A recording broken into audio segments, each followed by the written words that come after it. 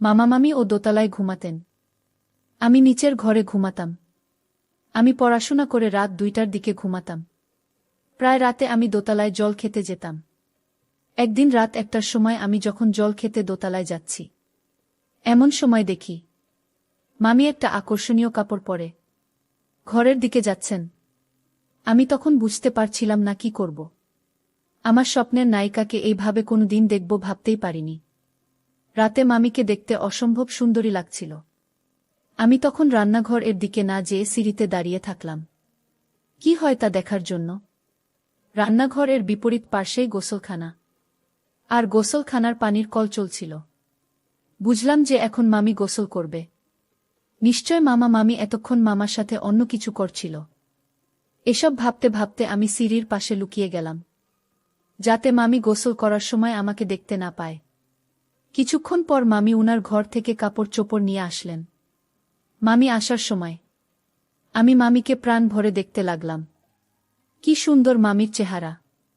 তারপর মামি ওয়াশরুমে গোসল করতে চলে গেলেন। আমিও পেছন পেছন গেলাম। দরজার এক পাশ দিয়ে একটু দেখা যাচ্ছিল। আমি লুকিয়ে লুকিয়ে একটা সুন্দর দৃশ্য দেখছিলাম। আহা, কি যে শান্তি লাগছিল, তা তোমাদের বলে বোঝাতে পারব না বন্ধুরা। মনে মনে ভাবলাম, দেখেই যদি এত শান্তি লাগে, তাহলে পেলে না জানি কত শান্তি লাগবে। ভাবতে ভাবতে আমি আমার রুমে চলে গেলাম। আর মনে মনে ভাবলাম, কিভাবে কি করা যায়, কিভাবে আমার উদ্দেশ্য পূরণ করা যায়। মামির এসব দৃশ্য দেখে আমার মাথা ভন ভন করে ঘুরতে শুরু করল। মনে মনে ভাবলাম, আমি এসব কি দেখলাম। মনের অজান্তেই আমার কেমন জানি শুরু হয়ে গেল। আপনি তখন মনের সুখে নিজেই নিজের সাথে অন্যরকম আচরণ করতে শুরু করলাম। অনেকক্ষণ পর যখন আমার উদ্দেশ্য সফল হল, তখন খুব শান্তি পেলাম। কিন্তু মাথার মধ্যে তো একটা চিন্তা, কিভাবে আমার স্বপ্নের নায়িকাকে, মানে মামির সব কিছু কিভাবে, কখন আমি আমার করে পাব। এই চিন্তা করতে করতে হঠাৎ করে আমার কি জানি হয়ে গেল। বুঝতেই পারছেন বন্ধুরা, আমার অন্য কিছু হয়ে গেল। আর আমি একটু স্বস্তি ফিরে পেলাম। কিন্তু আমার হওয়ার পরেও আমার মধ্যে টান টান ভাব আসছিল, শুধুমাত্র আমার প্রিয়তমা মামি অন্তরার জন্য। সেই রাতে পুরো আশা নিয়ে ঘুমিয়ে পড়েছিলাম। পরদিন সকাল থেকেই আমি প্ল্যান করতে থাকি, যেভাবেই হোক মামিকে রাজি করাতে হবে। এর 2 দিন পর মামা ব্যবসার কাজে ঢাকা চলে গেলেন। সেই দিন বিকালে মা নানিকে নিয়ে পাশের গ্রামে মায়ের চাচার বাড়ি বেড়াতে গেল। যাবার সময় বলে গেল, ফিরতে রাত 9টা থেকে 10টা বাজবে। সেই দিন মামি আর আমি বাসায় একা ছিলাম। বাসায় কেউ ছিল না, অর্থাৎ বাসায় অন্য কোনো পুরুষ মানুষ না থাকায় আমাকে মামির নিরাপত্তার জন্য থাকতে বলল। আমি তো তখন অত্যধিক খুশি হয়েছিলাম, যা ভাষায় প্রকাশ করা যাবে না। আমি মনে মনে বললাম, এইটাই সুযোগ মামিকে পটানোর। মা আর নানি চলে যাবার পর জাইমা যখন কাঁদছিল, মামি তখন ওকে খাওয়ানোর জন্য উনার ঘরে চলে গেলেন। 2 মিনিট পর আমিও মামির ঘরে গেলাম। সেদিন মামিকে অনেক চমৎকার লাগছিল দেখে, যে কারা মনে ভিন্ন রকম চিন্তা ভাবনা হতে পারে, ঠিক আমারও তাই হয়েছিল। আমি ঘরে যাওয়ায় মামি দ্রুত উনাকে হেফাজত করার চেষ্টা করছিলেন। আমি বললাম, মামি, আমি কি আপনার পর কেউ যে আমাকে দেখে এমন করতে হবে? আমি কি আলগা মানুষ যে আমার সামনে তুমি শরম পাও? আমি তো তোমার ছেলের মতো। মামি, আমাকে দেখে তুমি এত শরম পাও কেন? মামি বলল, না, এমনি। ছেলের মতো হলে কি হবে? তুই তো এখন বড় হইছিস, তাই শরম লাগে। তারপর মামি আমার সাথে ফ্রি হতে চেষ্টা করলেন। একটু পর মামি আমার সাথে একেবারে ফ্রি হয়ে গেলেন। আমি মামিকে বললাম, মামি, আপনার মেয়ে ঘুমালে, আপনার সাথে আমারই কিছু কথা আছে।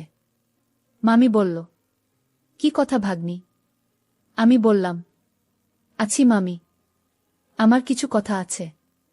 কিছুক্ষণ পর আমার মামাতো বোন, ছোট্ট মামাতো বোন জাইমা ঘুমালে। মামি আমার কাছে চলে আসলেন। এসে আমাকে বললেন, ভাগিনা, তুমি নাকি কি বলেছিলে বলবে? তাড়াতাড়ি বল। আমার হাতে সময় খুব কম। আমি বললাম, ও আমার প্রাণের মামি, তুমি এত তাড়াহুড়া করছো কেন? আমি তো তোমাকে বলার জন্য আজকে প্রস্তুত হয়ে আছি। তারপর আমার মা আমি বলল, ভাগিনা, তাড়াতাড়ি বল। আমি বললাম, ও আমার প্রাণের মামি, তুমি জানো তোমাকে আমি কতটা ভালোবাসি। তুমি কোনো আমার ভালোবাসাটা বোঝ না। আমি প্রতিদিন শুধু তোমাকে অন্যরকম দৃষ্টিভঙ্গিতে দেখি। কিন্তু আমি কোনো কিছু বলতে মামি আমি তোমাকে সাহস পাই নাই। ও আমার প্রাণের মামি, আজকে বাড়িতে কেউ নাই। আজকে শুধু তুমি আর আমি একা। মামি তুমি তো জানো আমি তোমাকে কত ভালোবাসি। প্লিজ মামি, আজকে আমি তোমার কাছ থেকে বিশেষ এক ধরনের শিক্ষা নিতে চাচ্ছি। মামি আমি জীবনে কোনো দিন এমন শিক্ষা কারো কাছ থেকে নেই নাই। প্লিজ মামি, দয়া করে আজকে তুমি আমাকে একটু শিক্ষা দেও না। আমি বললাম, কি শিক্ষা ভাগ্নে? তখন ভাগ্নে আমাকে ইশারা করে এমন এক শিক্ষার কথা বলল, তাতে আমি পুরো হতবাক হয়ে গেলাম। তারপর বন্ধুরা, আমি সেখান থেকে দৌড়ে বের হয়ে আসার সময় ভাগ্নে আমাকে গতিরোধ করে। তারপর আমি বললাম, প্লিজ ভাগনা, আজ না অন্য দিন তোমাকে শিক্ষা দিবনে। তারপরেও ভাগনা কোনোভাবেই মানছিল না। বিভিন্ন কৌশলে মামি আমার নিকট থেকে পালিয়ে যাবার চেষ্টা করছিল। কিন্তু আমি মামিকে কোনোভাবেই পালিয়ে যেতে দিতে রাজি হচ্ছিলাম না। এক পর্যায়ে মামি এসে বলল, ভাগিনা, আজকে আমি তোমাকে এই শিক্ষাটা দিতে পারবো না। অন্য একদিন। আমি কথা দিলাম, তোমাকে যতক্ষণ মন চাই আমি ততক্ষণ শিক্ষা দিব। কিন্তু আজকে না। আজ আমি মানসিকভাবে প্রস্তুত না। আমি বললাম, ঠিক আছে মামি, তুমি কিন্তু কথা দিয়েছ। অন্য একদিন তুমি আমাকে এই শিক্ষাটা দিবা। আমার সেই শিক্ষাটা খুবই প্রয়োজন। বুঝতেই তো পারছেন মামি, আমি আপনাকে কোনো শিক্ষার কথা বলছি। আমি বললাম, বুঝতে পারছি ভাগিনা, বুঝতে পারছি। এভাবে বেশ কয়েকদিন যাবার পর হঠাৎ একদিন আবার এরকম ধরনের সুযোগ পেয়ে গেলাম। আমি বললাম, মামি, আজকে কিন্তু তুমি আমাকে না করতে পারবা না। সেদিন তোমার কথা আমি রক্ষা করেছি, আজকে আমার কথা তুমি রক্ষা করতেই হবে। তারপর বন্ধুরা, মামিকে আমি কথার কৌশলে ফেলে দিলাম। আমি মামিকে বললাম, কি মামি, এবার আমি যা চাইব নিশ্চয়ই তুমি আমাকে তাই দিতে হবে। মামি হেসে হেসে বলল, ঠিক আছে ভাইগনা, কি চাও তুমি বলো। তুমি যা চাইবা তাই তো আমাকে দিতে হবে, কারণ আমি তো তোমার কাছে ওয়াদাবদ্ধ। আমি বললাম, ঠিক মাম্মি, তাহলে আমি কি এখন তোমার কাছে চাইতে পারি? মামি বলল, ঠিক আছে চাও। তারপর আমি বললাম, মাম্মি, আপনার মেয়েকে একটু আগে আপনি যা খাওয়াচ্ছিলেন আমি তা খেতে চাই। মামি আমার কথা শুনে অবাক হয়ে আমার দিকে চেয়ে রইল আর বলল, ভাগ্নে তুমি এসব কি বলছো? তুমি এমন পোলা পাইনের মতো বায়না ধরবে, আমি তা কখনো কল্পনাও করতে পারি নাই। ভাগ্নে, এটা সম্ভব না। তুমি কি এখনো ছোট রয়েছ?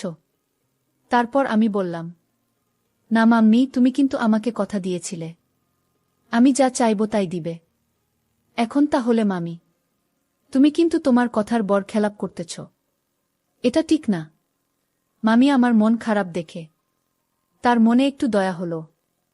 সে বলল, আচ্ছা ঠিক আছে ভাগ্নে, তোমার যখন এত ইচ্ছা তখন তুমি তোমার উদ্দেশ্য পূরণ কর, আমি কিচ্ছু বলবো না। মামির মুখে এমন কথা শুনে আমি যেন আনন্দে নেচে উঠলাম। আমাকে আর পায় কে? আজকে আমার অনেক দিনের উদ্দেশ্য সফল হতে যাচ্ছে। আমি কিভাবে যে কি করব বুঝে উঠতে পারি নাই। তারপর মামি আমাকে বলল, ভাইগ্নে, তুমি এখানে একটু বসো, আমি রেডি হয়ে আসছি। তোমাকে তো আমার ভালো করে শিক্ষা দিতে হবে নাকি? আমি বললাম যে মামি, আমি শান্ত ছেলের মতো বসে রইলাম আর অপেক্ষা করতে শুরু করলাম। অপেক্ষার সময় আমার পার হচ্ছিল না কোনোভাবেই। মনে মনে ভাবলাম, মাম্মি রেডি হয়ে আসতে এত দেরি হচ্ছে কেন? আমার পড়ালেখার সময় চলে যাচ্ছে। আমি কিছুই বুঝতে পারছিলাম না কি হচ্ছে। তাহলে কি মামি আমার সাথে প্রতারণা করল? আমাকে ধোঁকা দেওয়ার চেষ্টা করছে? ভাবতে ভাবতে মনটা বিরক্ত হয়ে গেল। ভাবতে ভাবতে এভাবেই আমি শুয়ে রইলাম। একটু পর দেখি আলতা পায়ে নুপুর পরে একবারে বাংলার রূপসী সেজে কে যেন নাচতে নাচতে রুমে প্রবেশ করছে। আমি একটু ভালো করে চেয়ে দেখলাম, সে তো আমার মামি।